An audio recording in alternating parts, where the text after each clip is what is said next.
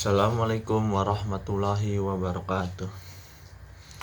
Nama saya Noval Hasan, mahasiswa Universitas Muhammadiyah Jakarta, Fakultas Ilmu Sosial dan Ilmu Politik, jurusan Ilmu Politik. Di mata saya akan presentasi tentang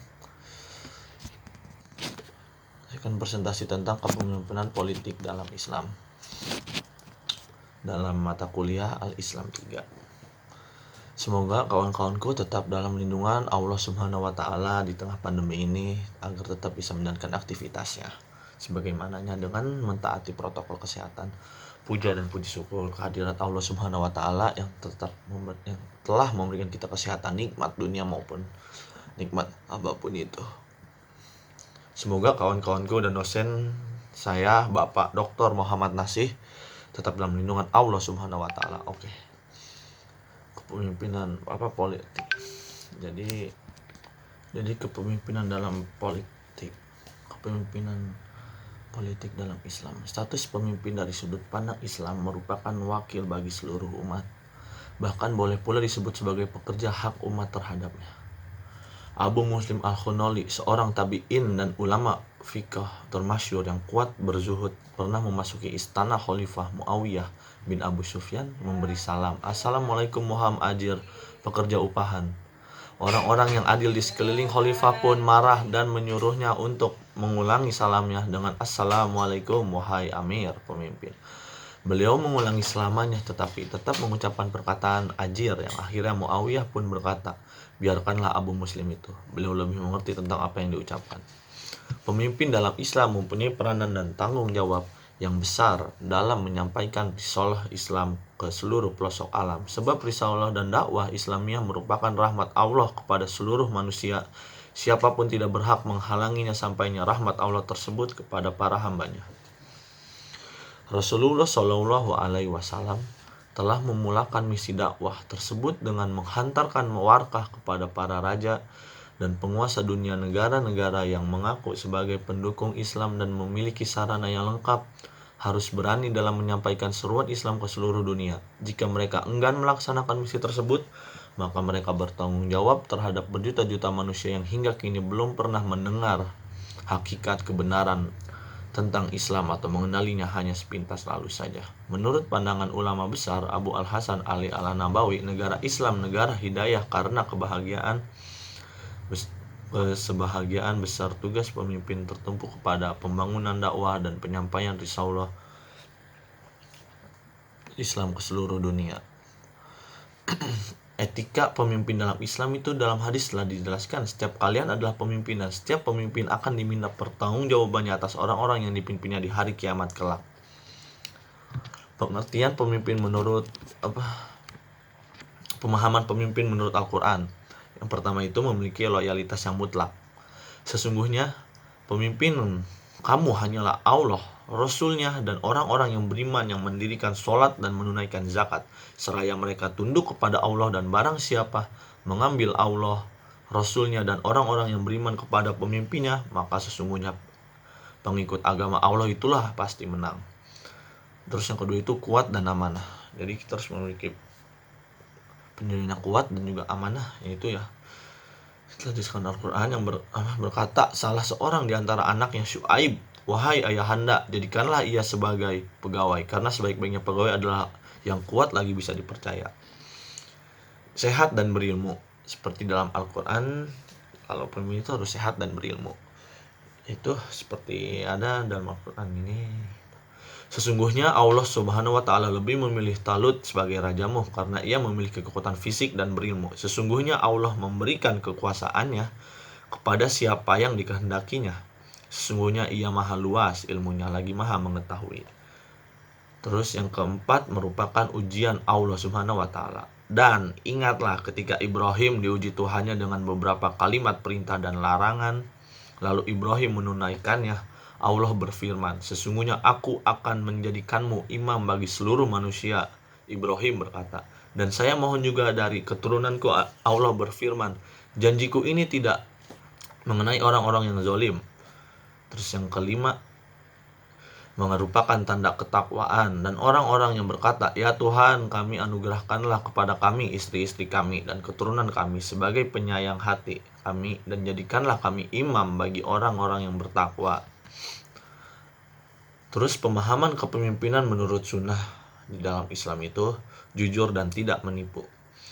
Nabi Muhammad SAW melaknat pemimpin yang dipercaya untuk mengurus urusan umat, lalu sebagaimana dalam sabdanya SAW, "Ya Allah, siapa saja yang diberikan kekuasaan untuk mengurusi umatku lalu ia menyengsarakan mereka, maka persulitlah ia. Dan siapa saja yang diberi kekuasaan lalu ia mempermudah mereka, maka mudahkanlah ia." Dan Islam menyatakan bahwa pemimpin yang tidak memperhatikan kebutuhan, kedukaan, dan kemiskinan umat, maka Allah Subhanahu wa taala tidak akan memperhatikan kebutuhan, kedukaan, dan kemiskinannya pada hari kiamat kelak. Itu adil dan amanah. Islam menempatkan pemimpin yang adil dan amanah dalam derajat manusia yang tertinggi, yang memperoleh berbagai penghargaan dan kehormatan. Di antaranya ia termasuk kelompok pertama yang dinaungi oleh Allah Subhanahu wa taala di antara 7 kelompok utama yang dinaunginya pada hari kiamat kelak. Ia pun akan berada di atas mimbar dari cahaya nanti di hari kiamat. Dan pemimpin yang demikianlah yang akan senantiasa dicintai dan didoakan oleh rakyatnya karena kebijaksanaannya memimpin rakyatnya. Sehingga dalam salah satu hadisnya, Nabi Muhammad SAW menyatakan bahwa pemimpin yang demikian termasuk 3 golongan manusia yang paling utama dan paling berhak masuk jannah, di samping orang yang lembut dan penyayang pada keluarganya, dan orang miskin yang menjaga dirinya dari meminta-minta.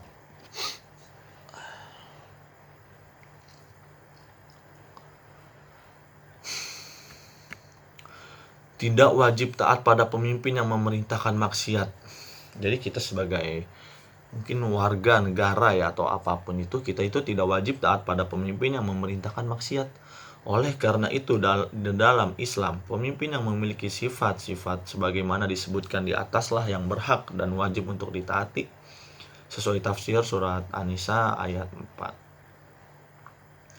Syarat taat pada pemimpin dalam ayat tersebut adalah mu'alaq atau tergantung pada apakah ia taat pada Allah Subhanahu wa taala dan Rasulullah Shallallahu alaihi wasallam atau tidaknya dia taatnya. Di mana cirinya adalah ia senantiasa kembali kepada Allah Subhanahu wa taala dan Rasulnya Shallallahu alaihi wasallam jika terjadi perbedaan pendapat ataupun perselisihan, dan bukan pemimpin yang memiliki sifat sebaliknya. Jika ia memiliki sifat sebaliknya, maka tidak wajib sama sekali untuk didengar dan ditaati. Tidak ada batasan ras atau kebangsaan tentang siapa pemimpin itu. Islam tidak membatasi ia dari ras atau kelompok apapun, asal mengikuti dan menegakkan syariat maka wajib ditaati. Sekalipun ia adalah seorang yang berkulit sangat hitam, yang kepalanya bagaikan kismis saking hitamnya. Kendati pun demikian, afdal memiliki kepemimpinan disesuaikan dengan suku atau kebangsaan rakyat yang dipimpinnya. Jadi kita itu tak usah terlalu tak ada batasan mau ras dari mana, bangsa dari manapun. Pemimpin wajib memilih bawahannya yang jujur. Seorang pemimpin yang adil tentunya akan memilih pembantu-pembantunya, wakil-wakil dan menteri-menteri yang adil pula. Tidak mungkin seorang yang baik tanpa keterpaksaan akan mengangkat dan juga atau memilih wakil dan menteri yang merupakan para musuh Allah Subhanahu wa taala, seperti para koruptor, kaum oportunis, apalagi para kolaborator asing. Benarlah pernyataan pemimpin abadi kita Nabi Muhammad SAW, jika Allah Subhanahu wa taala menghendaki kebaikan kepada seorang penguasa, maka ia akan memberikan untuknya menteri-menteri yang jujur, yaitu yang jika ia hilaf maka selalu mengingatkan, dan jika ia sangat maka selalu dibantu atau didorong. Jika Allah Subhanahu wa taala menghendaki keburukan kepada seorang penguasa, maka ia akan memberikan untuknya para menteri yang jahat. Jika penguasa itu lupa, maka tidak diingatkan, dan jika ia ingat, maka tidak didorong atau dibantu. Kita itu memiliki kewajiban yang taat. Kewajiban taat kepada pemimpin yang Islami. Wajib taat pada pemimpin yang Islami sesuai sabda Nabi Muhammad SAW. Barang siapa yang taat kepadaku maka ia telah taat kepada Allah, dan barang siapa yang tidak taat kepadaku maka berarti tidak taat kepada Allah.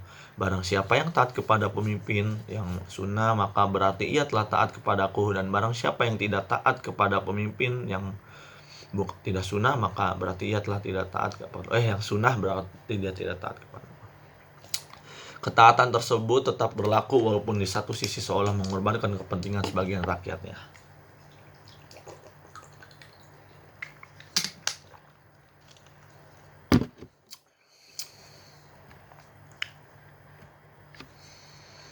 Dosanya memisahkan diri dari ketaatan pada pemimpin yang islami.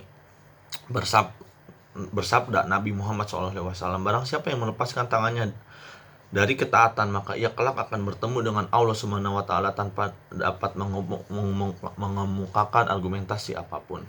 Dalam hadis lainnya, barang siapa yang meninggalkan ketaatan lalu memisahkan dirinya dari jamaah, lalu ia meninggal, maka ia mati jahiliyah. Perhatikan baik-baik, dalam hadis tersebut disebut al-jamaah, yang maksudnya jamaah Islam, bukan sembarangan pemerintahan. Lihat pula judul bab pada tahrij hadis tersebut di dalam Sahih Muslim.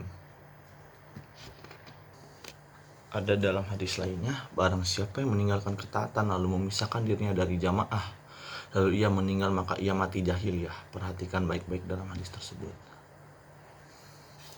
Kita terus taat kepada pemimpin juga. Kita harus bisa mendengarkan dan memahami perintah dengan sebaik-baiknya, memohon penjelasan sampai jelas, kemudian melaksanakannya dengan tidak menunda-nunda dan dengan sebaik-baiknya. Lihat kisah Ali bin Abi Thalib radhiyallahu anhu dalam perang Khaybar dalam Sahih Bukhari. Melipat gandakan kesabaran saat melaksanakan perintah tersebut, ikhlas dan tidak menguranginya atau menambahinya sedikit pun. Lihat kisah Junub bin Makis al-Juhni saat dalam syariah melaksanakan dengan segera perintah tersebut.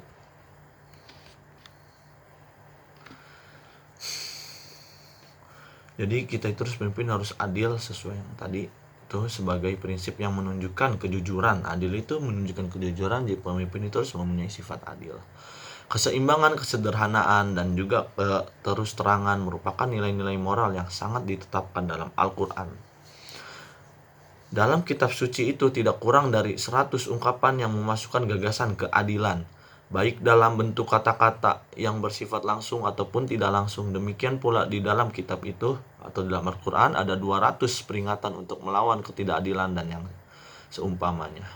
Semua itu mencerminkan dengan jelas komitmen Islam terhadap keadilan. Nabi Muhammad SAW telah benar-benar sangat mencontohkan bagaimana kita itu harus melakukan bersifat bagaimana menjadi pemimpin di dalam menerapkan kepemimpinan politik dalam Islam gitulah. Jadi kita harus adil tanpa memandang ras atau apapun, golongan apapun, kita harus benar-benar adil pokoknya. Jangan ada KKN atau korupsi, kita terus jujur, karena nanti kan diminta pertanggungjawaban di akhirat kelak oleh Allah Subhanahu wa taala. Karena sungguh pedihnya siksa akhirat itu.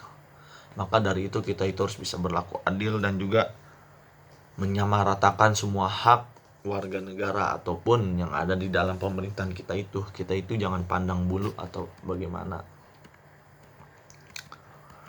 Jadi kita itu harus bisa mensejahterakan juga rakyat-rakyat kita dan juga memberikan kemakmuran dan juga menjauhkan maksiat, memberikan larangan maksiat atau apapun itu.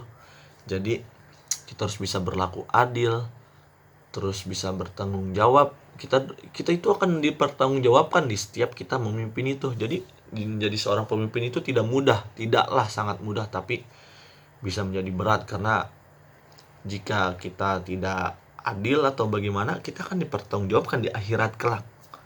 Maka dari itu kita terus bersifat adil dan bermusyawarah dan juga tak pandang siapapun itu, kita harus memperlakukan haknya dengan sama. Oke, terima kasih. Itu sedikit presentasi dari saya. Semoga kawan-kawanku tetap dalam lindungan Allah dan juga dosen-dosen dan juga dosen saya, Bapak Dr. Muhammad Nasir, tetap dalam lindungan Allah, agar tetap senantiasa bisa melakukan aktivitas di tengah pandemi ini. Semoga kita tetap sehat selalu, dan untuk kawan-kawanku dan atau siapapun itu yang sedang sakit, semoga cepat sembuh. Terima kasih sudah menonton video ini. Semoga kita bisa cepat kembali dalam pembelajaran offline, jangan online mulu ya. Oke, terima kasih sudah menonton video kepemimpinan politik dalam Islam di mata kuliah Al-Islam 3. Terima kasih. Wassalamualaikum warahmatullahi wabarakatuh. Terima kasih. Dah.